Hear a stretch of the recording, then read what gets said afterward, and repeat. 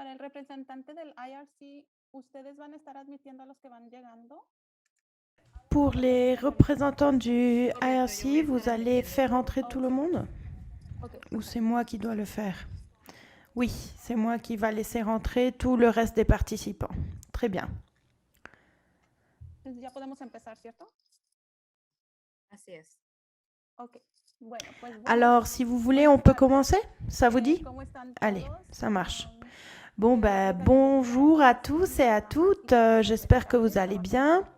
Et avant tout, je voudrais vous donner la bienvenue à Maman et Parents à la rescousse, travail en équipe. Cette session va être présentée par plusieurs leaders, des mamans, des mères d'élèves. Et donc, je vous laisse la parole. C'est à vous. Bonjour, je m'appelle Soledad Lopez. Et je fais partie du groupe de Universidad para Padres de Calp Sycamore. Et ça fait 3 ans que je fais partie de ce groupe où j'ai beaucoup appris et 25 ans que j'habite dans ce pays. Alors merci d'être ici avec nous.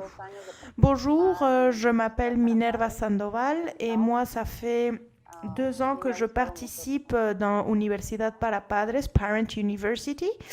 Et moi j'ai vraiment aimé cette expérience. Bonjour, je m'appelle Marta Jiménez et moi je fais partie de l'Académie de parents de nuit et aussi de UIC Academy et je vous dis bonjour depuis Chicago. Alors merci d'être ici avec nous. Bonjour, comment ça va? Je m'appelle Rocio Vega. Et en plus d'être une mère de famille qui est tout le temps en train de soutenir la vie scolaire de mes enfants, maintenant je fais partie de ce projet. Donc je vais partager avec vous dans ce merveilleux événement du fait qu'en ce moment on le fait de façon à distance, oui, mais on a été invités pour passer quelques minutes avec vous et partager nos expériences et pour vous présenter ce thème si intéressant que c'est les mamans et les papas à la rescousse, travail en équipe. Alors, avant tout, on voit cette image. Alors, moi, j'aimerais savoir si quelqu'un d'entre vous pourrait me commenter qu'est-ce que vous en pensez de cette image. Alors, qu'est-ce que vous en pensez de ces 2 dessins? Vous pouvez enlever le mute ou le silence de votre micro et vous pouvez parler. Qu'est-ce que vous en pensez? Que pensez-vous de ces 2 images? Ou vous pouvez l'écrire sur le chat aussi si vous voulez. Il y a l'icône. Est-ce que je peux dire quelque chose, mesdemoiselles? Oui. Alors, depuis le moment que tu es jeune, tu peux faire beaucoup de choses parce que la maman et le papa nous apprennent à les faire. Mais quand tu es adulte, tu as beaucoup plus de responsabilités. Et quand tu te maries, tu as encore plus de responsabilités. Avant tout, parce que tu es mère, tu es une maman. Et quand l'enfant est né, il faut faire tout le ménage à la maison, en plus d'avoir un peu de temps pour soi-même. Et pareil pour le papa, c'est pareil. Mais entre les deux, je pense qu'on peut avancer et que la famille, les enfants, tous en équipe, et on peut aller plus loin ensemble. Oui, bravo. Quelqu'un d'autre qui voudrait commenter qu'est-ce qu'on voit sur cette image? Qu'est-ce qu'elle vous fait sentir? Quelqu'un qui voudrait partager qu'est-ce qu'on voit sur cette image? Bonjour? Oui, bonjour, vous m'entendez? Moi, je m'appelle Lorena et pour moi, cette image représente pour moi, disons, une maman et un papa complètement débordés. Débordés, c'est-à-dire ils ont différentes activités qu'ils doivent faire en simultané, en même temps. Mais je crois que comme en tant que mère ou père de famille, c'est très difficile en ce moment avec la pandémie, tout ce qui se passe avec l'éducation à distance. Oh là là, c'est dur. Mais je crois que c'est pas si dur si on s'organise en tant que mère et père. Et qu'est-ce que ça veut dire? Peut-être se réveiller un peu plus tôt de ce que l'on avait l'habitude, d'habitude. Et puis comme ça, vous organisez chacune de vos des choses qu'on a à faire pour pas devenir complètement fou. Bon, c'est juste une opinion. Ok, merci. Et oui, merci Lorena, parce que nous, on sait que en tant que parents et des enfants, on est les éducateurs principaux de nos familles. Mais avant ça, la mère, c'était celle qui faisait presque tout, non? Qui vraiment était au foyer et c'était elle qui s'occupait du foyer et le père, il sortait, il travaillait. Mais on voit que les rôles ont changé à ce jour-ci parce que c'est pas seulement le fait de que c'est un rôle exclusif du père ou de la mère. On peut voir ici que on est vraiment tous dans ce processus, dans cet apprentissage de façon différente. Donc, on peut voir cette image qui vraiment représente tout ce que l'on sent en ce moment de pandémie. Et c'est vrai que les papas, ils sont plus non, investis dans le rôle du foyer. La mère et le père, bon, ils ont des rôles différents à ce que nos grands-parents avaient comme rôle. C'est pour cela qu'on laisse tous ces stéréotypes dans le passé et maintenant la mère et l'homme, on est en train d'être à la paire. On est des égaux. Chacun fait les rôles qui leur appartiennent, correct? C'est ça? Oui, oui, et comme Rocio l'a bien dit, beaucoup de rôles ont changé. Le papa, la maman et dans la famille, on est les piliers de la famille et comme elle a dit, par des façons dont on a été éduqué ou des coutumes de nos pays, on a dû vraiment changer et ceci nous montre la suivante diapositive qui dit qu'on a une infinité de rôles. On est les professeurs, on est les nutritionnistes, il faut leur apprendre à manger, prendre tes vitamines, on est des médecins, on est leur Uber, on est leur chauffeur pour les emmener dans les classes de musique, leurs différentes activités. Il faut que la maison soit bien gérée, donc il faut bien cuisiner, parce que bon, je sais qu'on ne peut pas aller au resto tous les jours. Et, il faut qu'on fasse les activités de la maison, directrice d'activité. Donc avec tous ces rôles que l'on a, et qu'il faut faire en tant que papa ou maman, il faut que... Et en plus, il faut travailler parce que bien sûr, il faut nous développer aussi, nous, en tant qu'humains, comme cette partie professionnelle. C'est très important pour nous. Et d'être les meilleurs parents possibles pour nos enfants. C'est pour ça que ceci nous emmène à développer une bonne communication entre nous et notre partenaire ou pour faire que ceci se fasse de la meilleure façon et que notre vie puisse continuer à avancer. Alors, Martha et Minerva vont nous parler de la suivante diapositive. Alors, voilà. À continuation, on va parler de quelques stratégies et outils qui nous ont aidés à faire que ce travail en équipe soit beaucoup plus facile. Alors, on commence avec la collaboration en équipe. Il est très important dans la collaboration, dans tous les rôles que l'on a. Ces rôles, il faut les partager et chacun d'entre nous doit donner le 100% comme maman ou comme papa pour donner le bon exemple à nos enfants. Alors aussi, on peut modeler une bonne communication en ayant des accords dans la famille et de faire que ceci fonctionne en tant que famille en divisant les responsabilités à la maison, en prenant en compte bien sûr l'opinion de chacun et de chacune et des âges. Non, par exemple, on peut faire une liste, par exemple, de tous les devoirs ou tout ce qu'il faut faire à la maison. Par exemple, balayer, passer la serpillière, faire la vaisselle, aller faire jeter la poubelle, tout ceci. Chacun d'entre nous doit vraiment être compromis et avoir cette conviction de vraiment le faire à partir de notre temps et de nos responsabilités, soit l'école, soit le travail, soit d'activités extrascolaires. Et donc, en même temps, quand nous, on montre ces valeurs à nos enfants, c'est important, mais il faut se rappeler que la communauté, la ville, l'État, le pays dans lequel on habite va affecter comment nos enfants voient le monde autour d'eux.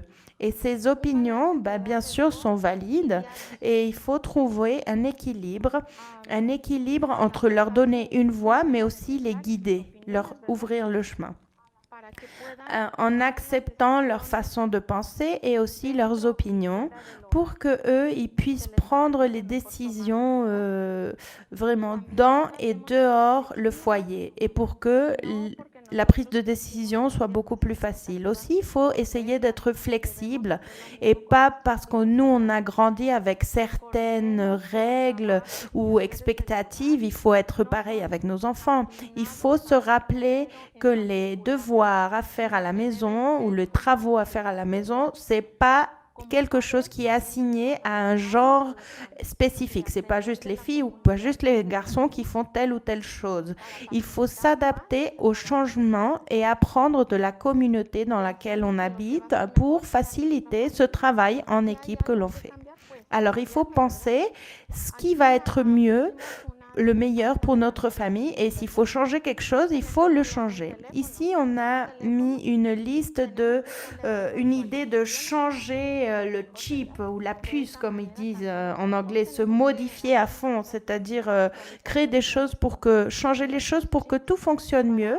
Et il faut que nous, on crée cette mise à jour, disons, dans notre puce interne, dans notre modification interne, pour vraiment faire un vrai travail en équipe. Minerva, c'est à vous.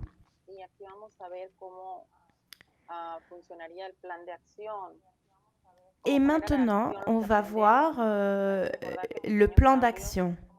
Alors, par exemple, mettre en action tout ce que l'on a appris. Il faut se rappeler que les petits changements font des résultats exceptionnels. Et moi, je veux remercier Parents University parce que c'est grâce à cette université pour parents qu'on a été connecté avec une clinique de support pour les parents en espagnol, parce que c'est notre langue materne, sur la participation active. Et c'est là où on a appris sur les papas permissifs versus les parents autoritaires.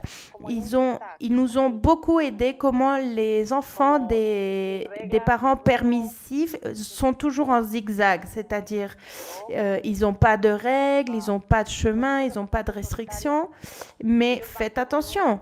Attention, parce que les enfants de parents autoritaires, eux, ils sont toujours en cercle. Ils ne peuvent pas sortir de leur, disons, c'est représenté comme ça. Regardez, montrez mes mains. Ils ne peuvent pas sortir, il n'y a pas de permission, il n'y a pas de liberté et aucun de ces deux systèmes fonctionne. En fait, les enfants qui vont en zigzag, qui n'ont pas de chemin, ils veulent écouter un non de temps en temps. Parce qu'ils n'ont pas de chemin à suivre, ils n'ont pas vraiment de route. Et les enfants de parents autoritaires, ceux-ci finissent par... ils sont de façon attrapés, ils ne peuvent pas se libérer. C'est pour cela qu'il faut trouver un équilibre où les enfants peuvent être dans un zigzag, mais un zigzag avec des limites. Eux, ils ont représenté un zigzag, mais avec des limites. Et je crois que ça, c'est très important de souligner. Ainsi que, bon, moi, j'ai beaucoup aimé le fait que dans cette classe qu'on a pris sur la paternité-maternité positive, ils nous ont appris quelque chose que j'ai adoré et j'aimerais vous le partager. On a appris quelque chose d'utile et c'est d'écrire une lettre à nos enfants en disant toutes les choses positives qu'ils font ou qu'ils ont, les atouts, pour qu'ils sachent qu'on les aime et combien on les aime. Et je crois que de le mettre sur le papier, c'est important. Ceci nous a aidé à guider nos enfants, à les connaître mieux. Et c'est quelque chose de merveilleux qu'ils sachent de nous par écrit ce qu'on pense d'eux. Alors vraiment... passer du temps de qualité avec eux, pas seulement quantité, mais vraiment arriver à les connaître à fond parce que des fois, on a plein de choses à faire et on ne se prend pas du temps à les connaître. Et je crois que ça, c'est des outils qu'on peut utiliser pour se rapprocher à eux et qui vont vraiment nous aider à être meilleurs. Alors, ça serait un plan d'action. Et moi, ça m'a vraiment aidé, hein. Le cours de paternité positive a vraiment été crucial pour moi. Alors, allez dans les comités de vos écoles et pour nous, pour les parents, ça nous a aidé profondément à vraiment trouver de l'aide, plus d'aide. On en a besoin. Et donc, je vous encourage à le faire. Maintenant, je passe la parole à Martin. C'est à vous. Antes de continuar, si tienen algún comentario, alguna pregunta. Oui, et avant de continuer, si vous avez des commentaires, faites-nous savoir dans la petite case de chat. Como todos sabemos, Non? ¿verdad? Bon, sans commentaire, alors on continue. Et maintenant, comme on le sait bien, on a un rôle très très important pour le développement, notre amour-propre. Et pour mieux nous connaître, il faut qu'on soit honnête et aussi nous valoriser en tant que nous sommes et reconnaître que l'on a le potentiel pour changer à n'importe quel moment de nos vies. On a le potentiel pour changer et pour être meilleur, des meilleurs êtres humains. Donc, il faut se rappeler que pour nos enfants, la façon dont on se comporte et la façon dont on s'exprime va être l'exemple que eux ils voient comme un modèle, un modèle à suivre. Et c'est ce modèle que eux ils vont suivre. Si par exemple nous on parle d'amis, on sait que bon il y a des amis que par exemple nous paraissent toxiques, des amitiés toxiques. Bon, dans ce cas-là, il faut reconnaître à un certain point qu'il faut s'éloigner de ces relations toxiques. Et puis penser que c'est bien qu'on fait ça pour le bien de nous-mêmes, de nos familles, pour que notre équipe travaille mieux. Parce que souvent, ces amitiés, c'est pas juste détrimental pour nous, mais c'est un détriment pour toute la famille. Aussi, c'est important de parler du fait que il ne faut pas être en constant de compétition avec la famille. Pourquoi? Parce que oh, maman, elle gagne plus de sous que papa ou papa, il gagne plus de sous que maman et il doit faire moins de choses parce qu'il gagne plus et alors il fait moins de travaux à la maison. Il faut laisser ça derrière. Et aussi ne pas mettre nos enfants dans ce mood de compétition parce que si mon fils il a fait ça et ma fille elle n'a pas pu faire ou que si ma fille l'a fait comme ça alors le fils il doit le faire pareil. Bon, ça donne pas l'opportunité à chacun d'être tel qu'il est ou telle qu'elle est et leur donner l'opportunité, mais vraiment jamais nous mettre en compétition entre nous comme famille, ni non plus en compétition entre les frères et sœurs, parce que des fois ma famille peut être en compétition avec celle de mon frère, alors eux ils ont une nouvelle voiture, alors nous on n'en a pas. Non, ça marche pas pour pouvoir fonctionner en tant qu'équipe. Alors, il faut arrêter de faire ça. Et aussi, il y a une façon qui peut nous aider. Et pour moi, ça a été très utile de préparer notre mentalité pour faire des changements et prendre des décisions. Et c'est de vraiment réfléchir, de se prendre du temps à soi-même, du temps pour moi-même. D'abord comme un individu, ensuite comme un couple et ensuite en tant que famille. Car comme parents, il faut se dédier du temps avec chacun de nos enfants séparément pour savoir exactement ce qu'ils veulent, ce dont ils ont besoin pour que cette équipe fonctionne de la meilleure façon possible. Et aussi de te prendre du temps toi-même pour que tu te sentes pas et de ne pas se sentir coupable parce que on a tous et toutes besoin d'un temps pour soi-même, de faire une petite pause des fois, parce que des fois, tu as envie de partir en vacances toute seule, des fois. C'est pas juste ça, mais c'est vraiment peut-être juste lire un livre, ça te détend, peindre, danser un peu, même avec tes enfants, si aller prendre une glace avec nos enfants, et l'autre enfant peut-être il aime aller au parc, alors ben on va un petit peu au parc, mais se prendre un peu de moment pour faire ce travail en équipe et le faire bien. Minerva, c'est à vous. Et maintenant, je vais parler un peu plus au sujet de se laisser aimer, quoi, de donner et de recevoir de l'amour en tant que maman et papa. Il faut se laisser aimer et se laisser aider surtout. Parce que il faut se laisser aussi gâter un peu parce que non, pas tout le monde fait les choses comme on les fait et des fois on n'aime pas comme les autres font les choses, mais il faut les laisser faire et se laisser aussi aider pour qu'ensuite on suit et ne pas avoir peur du changement et ça nos enfants vont le remercier. Il faut se mettre à jour au plus possible de tous les thèmes et pas vraiment rester derrière sans pour pouvoir les guider nos enfants. C'est pour ça ils ont besoin de nous et de toute cette aide.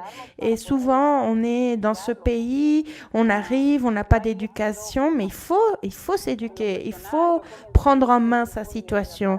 Et c'est vrai que pour ça, je voudrais partager que moi, personnellement, j'ai commencé cette école de université pour parents, Parents University, et beaucoup de choses, j'avais aucune idée et je me disais, bon, comment est-ce que je vais apprendre? Alors, je vais étudier. C'est pour ça que j'ai fait mon GD. Pour moi, c'était quelque chose de crucial dans ma vie. Et pensez-y, peut-être ça vaut le coup parce que ça peut vous ouvrir plein de portes pour avoir plus de travail, pour aider plus vos enfants. Et je ne vais pas vous dire que c'était facile, hein, parce que souvent, comme disent les Américains, I give up. Moi, j'étais là, je laisse tomber. Mais non, c'est pas facile, mais il faut. Moi, c'était très difficile, mais j'y suis arrivée. Avec 4 enfants et d'avoir cet équilibre, ça a été dur, oui, mais pas impossible. Difficile, oui, mais pas impossible. Car il faut essayer de faire de notre mieux possible. Et quand on fait ces petits changements ou des grands changements, parce que pour moi, ça a été un grand changement dans ma famille, pour tous, notre amour-propre s'élève, s'agrandit, on se sent plus comme des citoyens qui ont une valeur parce qu'on n'est plus du tout timide ou caché. Ceci nous donne des outils pour nous éduquer en tant que personne, avoir des outils pour faire des choses incroyables dans ce pays d'opportunités. Alors voilà, ça nous donne l'opportunité de progresser et ceci nous donne des opportunités. C'est des outils gratuits, c'est complètement gratuit. Donc bon, que personne doit nous faire sentir comme que ceci ne nous appartient pas. Il faut suivre notre rêve. Et si on continue dans ce chemin de l'équilibre, bon, d'avoir un équilibre, étudier, s'endormir, bon, tu apprends pas trop. Non, si tu es complètement fatigué, bah, tu apprends pas. Il faut bien dormir pour bien se préparer, pour être calme, pouvoir apprendre. Moi, avant d'un examen, il faut que je dorme bien pour être bien alerte.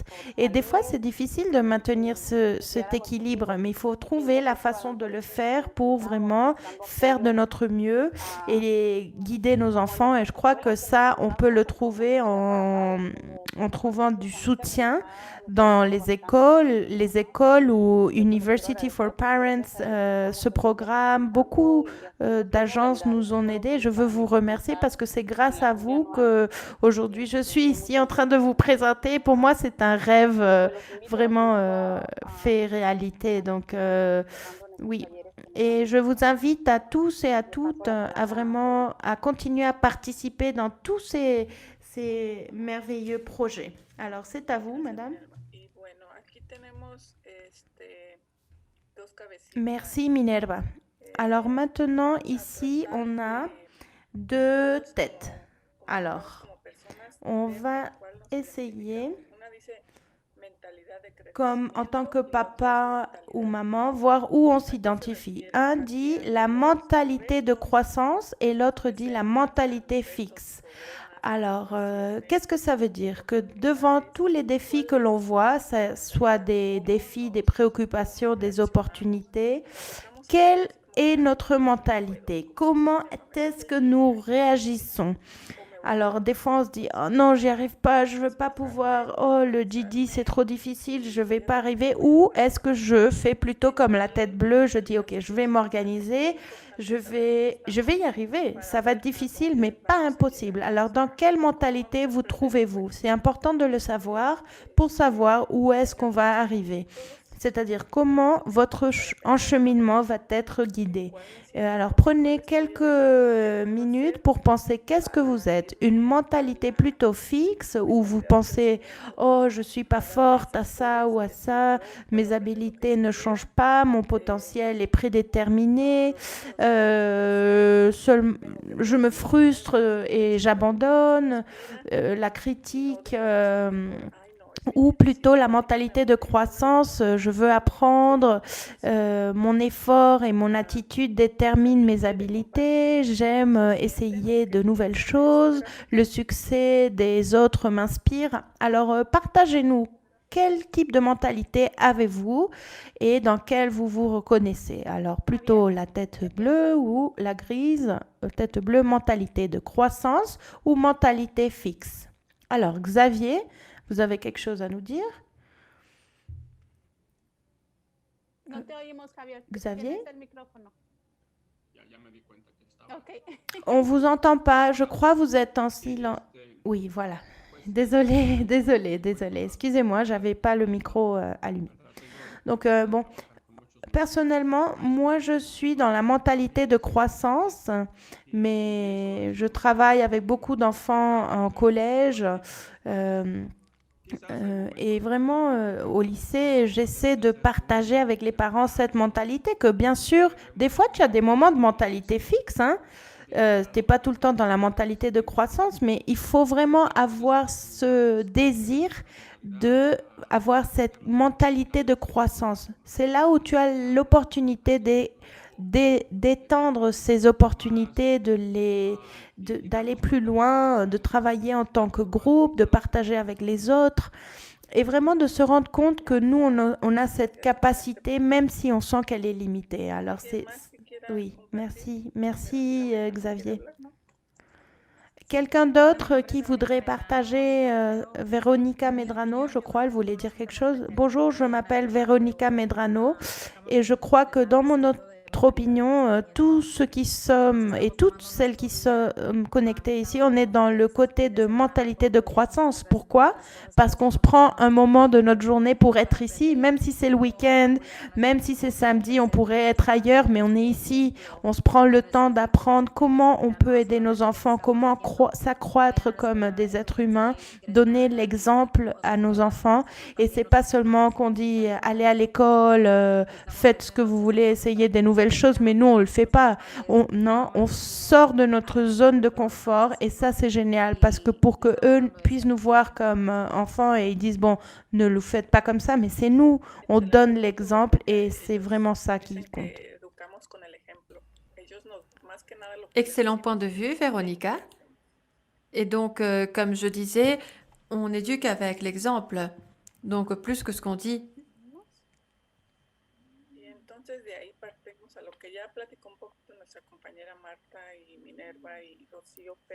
Alors, on continue avec ce qui a déjà été dit par notre collègue Martha et Rocio, mais nous allons surligner quelque chose de très important. Qu'est-ce qu'on fait pour renouveler notre énergie? En tant que personne, en tant que couple, qu'est-ce qu'on fait?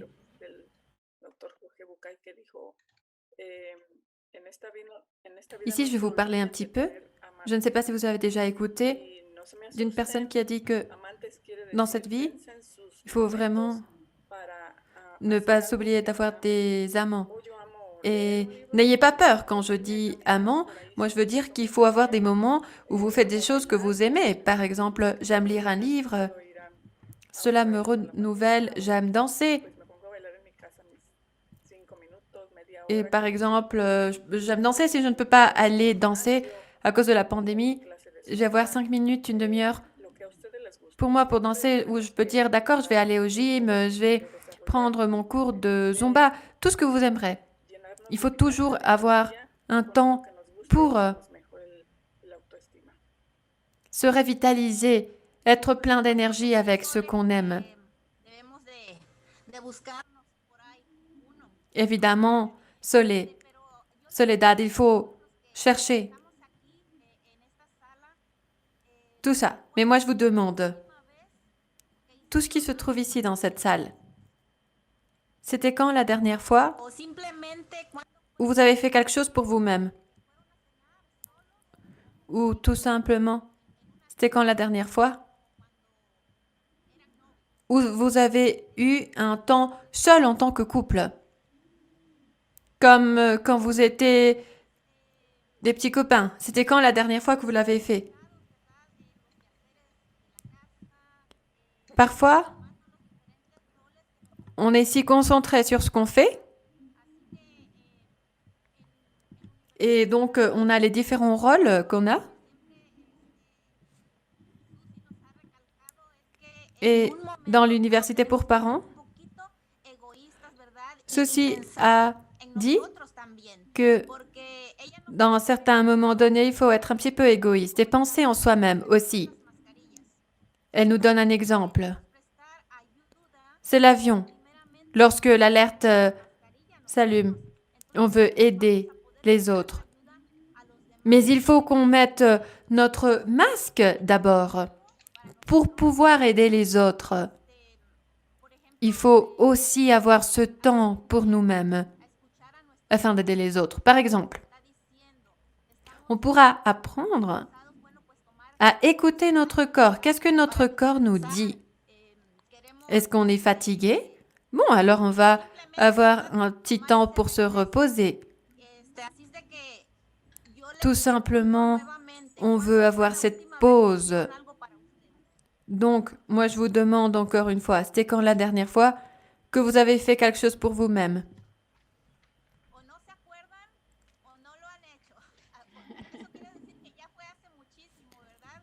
Vous ne vous rappelez pas ou vous ne l'avez pas fait? Peut-être que c'était il y a longtemps, n'est-ce pas? Alors, je vous invite à avoir cet espace pour vous-même, pour libérer nos pensées, nos émotions, avoir cet espace pour nous soigner nous-mêmes et reprendre des forces pour prendre soin de nos êtres aimés. Je crois que il y a des parents qui ont déjà répondu. Quelqu'un a dit que la dernière fois, c'était hier. D'autres parents ont dit qu'ils ne se rappellent pas. Donc, félicitations à ceux qui font déjà ça et ceux qui ne le font pas. Et s'il vous plaît, dédiez-vous un petit moment, un petit espace. Comme on l'a déjà dit, on a le temps pour tous ces rôles chez nous, au travail, dans la communauté, partout. Mais combien d'heures, ou du moins combien de minutes par jour, on se dédie pour soi-même? Il faut y réfléchir un petit peu. Ceux qui le font, c'est très bon, mais très positif, mais ceux qui ne le font pas, il faut essayer de trouver cet espace. Il faut avoir un temps. Comme on dédie un temps pour tous les autres rôles, il faut un temps pour nous-mêmes. Si nous ne sommes pas bien, si on ne se sent pas bien, on ne pourra pas faire ces rôles-là au 100%. Il faut vraiment y réfléchir combien d'heures ou combien de minutes chaque jour on se dédie pour soi-même. J'aimerais participer. Vas-y, Eva.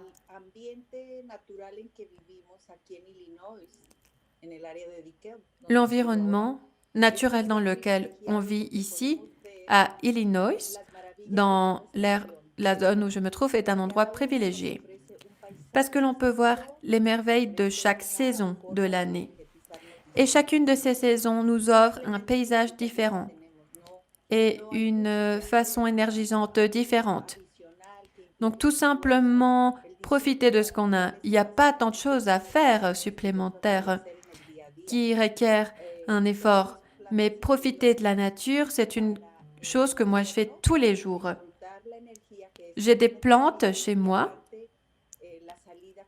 et je peux profiter de cette énergie que les plantes me transmettent en hiver et aussi lorsque je sors, lorsqu'on voit la neige, c'est une façon d'avoir cette énergie, cette revitalisation que l'on n'a pas partout dans le monde. Donc, j'adore le réseau qui a été fait dans l'université pour parents, donc c'est pour ça que je reste ici. Et voilà, je vous invite à que vous preniez du temps pour vous-même. C'est un temps de qualité qui sera multiplié. Une fois que l'on a cette énergie, cela sera multiplié Excelente vers comentario, tiene l'alentour. muchísima razón. Voilà. Estamos por decir, como desde ir a bailar, simplemente el admirar todo C'est lo que un dijo, commentaire excellent, c'est-à-dire el on tiempo que n'a nos pas dedicamos besoin es d'aller tiempo de danser, hacer mais algo tout que simplement admirer le paysage. Voilà. C'est un temps que l'on se dédie pour soi-même. C'est on fait quelque chose qu'on aime, quelque chose qui va nous aider. Alors, je pense que Benjamin a quelque chose à dire. Vas-y, Benjamin.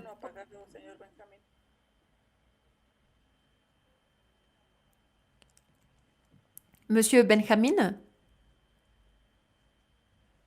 Puede bueno, a ver si conectar, está sin micrófono, lo necesita. est-ce que vous pouvez connecter votre microphone? Mientras Vous Benjamín devez activer votre microphone. puede activar su micrófono. Alors, pendant que ¿Alguien más tiene algún otro comentario? Benjamin activera son microphone, est-ce que quelqu'un d'autre a des commentaires? Allô? Oui, bonjour. Bonjour, c'est Benjamin. Donc, je pense que c'est vrai. Nous avons besoin d'un temps pour nous-mêmes. Par exemple, pour aller se promener, pour lire, ou du moins se libérer un petit peu de tant de problèmes que l'on a au travail, muy bien. pour Gracias. être bien chez soi et être bien avec les enfants. Voilà tout. Merci. Ce temps qu'on se dédie à soi-même, le temps libre, Mi persona. il faut que tu le dédies à toi-même, pas à une autre personne, mais à moi-même. Je vais le dédier à moi-même. Voilà, c'est une façon de nous réinventer en tant qu'être humain, en tant que parents. Il faut nous réinventer dans tous les rôles qu'on représente. On n'est pas seulement des mamans ou des papas, on est aussi des oncles, des tantes, des grands-pères, des grands-mères.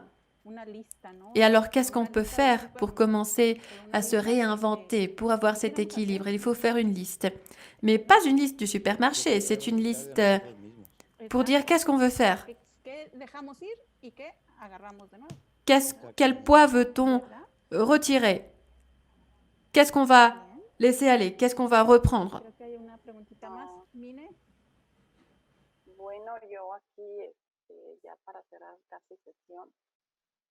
Je crois qu'il y a encore une question. Minerva? Oui, presque pour fermer la séance. J'aimerais vous demander, ça fait combien de temps que vous ne vous serrez pas dans les bras, que vous ne vous faites pas un câlin? Donc, allez-y, on va se faire un câlin. Parce que je dois m'aimer pour aider les autres.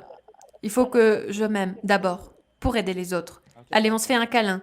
On se fait un câlin. C'est bon, n'est-ce pas? Oui, ça, on en a besoin. Allez-y, encore une fois, encore une fois. Ça nous encourage beaucoup, toujours, le fait de s'aimer.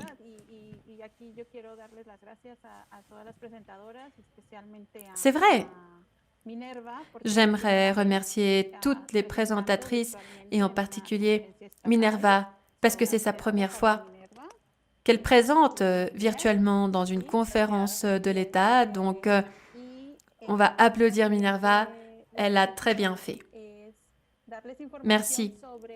Je pense que la diapo suivante, c'est l'information sur les différentes organisations mentionnées dans cette séance. L'université pour les parents, c'est un programme de soutien communautaire sous l'université d'Illinois University pour aider les parents dans ce domaine, des districts scolaires de Rochelle, etc. Aussi les parents qui sont près de Rockford. Et les parents d'Aurora, donc nous avons donc cette université pour parents. Et voilà, nous avons ce programme pour les parents, cette école pour les parents, qui ont cette approche sur les types d'éducation, etc. Mais ce programme va se centrer surtout sur le développement des parents, mais des parents en tant qu'adultes et non pas comme maman et papa. Parce qu'avant d'être une maman, par exemple, j'étais tout simplement Susanna. Et lorsque ma première fille est née, j'étais Susanna, mais j'ai commencé à être la maman de Rebecca. Et après, lorsque ma deuxième fille est née, je suis devenue la maman de Sophia. Mais où se trouve Susanna? Donc, ce programme se centre sur les besoins de Soledad, de Martha, de Minerva. D'accord? En tant qu'être humain. Et non pas en tant que maman et papa. Oui, parfois on voit quelques sujets sur l'éducation, la famille, etc. Mais la partie principale, c'est cela. Nous avons plusieurs exemples. Cet été, nous aurons la première maman qui a commencé et qui avait déjà donc une licence de l'université d'ici. Et maintenant, elle aura son master en conseillère éducative. Elle sera une conseillère bilingue de la Deagle High School. Et c'est très nécessaire. Donc, il y a d'autres parents qui ont commencé à recevoir des certifications dans le collège communautaire, etc., où qu'ils se trouvent. Donc, on soutient cette partie-là. L'Académie d'ILAGE des parents, c'est une organisation sans fin lucrative dans l'État d'Illinois. Elle se centre dans le soutien des parents sur comment aider leurs enfants vers une carrière universitaire. Ils ont un programme qui s'appelle Avec ILAGE, ensemble avec ILAGE, donc c'est les vendredis. Et nous avons un autre programme de l'Université d'Illinois de Chicago pour soutenir les parents qui ont des enfants avec des intérêts dans le domaine de la santé, la médecine, des carrières vétérinaires. C'est un soutien là-dessus. Donc, moi, je ne connais pas très bien. Martha, peut-être qui pourra nous informer un petit peu plus. Oui, voilà, un des critères, c'est d'avoir un enfant qui soit intéressé dans les études du domaine de la santé. L'Académie des parents se centre sur 5 domaines. Le leadership, la santé, l'éducation, la communication dans les familles, et j'ai oublié la dernière. Bon, mais il y a plusieurs domaines. Il y a des outils et des mécanismes ainsi que des soutiens pour faire les transitions de l'école primaire à secondaire avec moins de stress pour nous. Et aussi de l'école secondaire à l'université. Ils fournissent beaucoup d'outils. Pour tous ceux qui vont entrer à l'université, ils expliquent comment remplir les différents critères, comment remplir le processus d'admission, toute la documentation. Et après cela, comment choisir l'université, qui soit d'accord à ce que l'enfant désire, mais aussi à la situation financière que l'on a. Comment interpréter toutes ces informations. Moi, je vous invite, si vous voulez participer, entrez chez appli@wic.edu et vous aurez toute l'information. À présent, tout est virtuel. Voilà, vous avez les adresses mail pour que vous puissiez être en contact avec les organisations différentes au cas où vous serez intéressé. Comme Martha l'a dit, le grand avantage, c'est que tout est virtuel à présent. Et lorsqu'on sera en présentiel, on trouvera le moyen de garder la partie virtuelle pour ceux qui se trouvent loin. Une question. Est-ce qu'il y a un coût? Non, c'est gratuit. Et par exemple, dans l'université pour des parents, à la fin de chaque cycle scolaire, ils reçoivent un certificat de participation. Le cycle scolaire, c'est à partir d'août jusqu'à mai. Merci. Pour nous, c'est de septembre à mai. C'est aussi gratuit. Et l'autre point mentionné, c'est celui de développement personnel pour nous. Exactement. Et celui d'ILAGE, si vous envoyez l'adresse mail, on va voir les séances. Parce que c'est 2 vendredis, mais ce n'est pas tous les vendredis. Donc, on va voir les dates. Les dates et les sujets. Une question. Donc, vous vous réunissez tous les vendredis dans un certain endroit où c'est virtuel. Pour l'instant, c'est virtuel. D'accord. Oui, je suis intéressée. Parfait. Donc, envoyez un message à cette courriel. Et donc, si vous voulez l'université pour les parents, pour l'ILAGE, ça va dépendre de vos intérêts. Et on pourra vous fournir plus d'informations. Vous pourrez prendre votre décision. Peut-être que vous pouvez être dans un programme ou dans les 3. C'est pas grave. D'accord, merci. Merci beaucoup et bon après-midi. Merci. Merci beaucoup.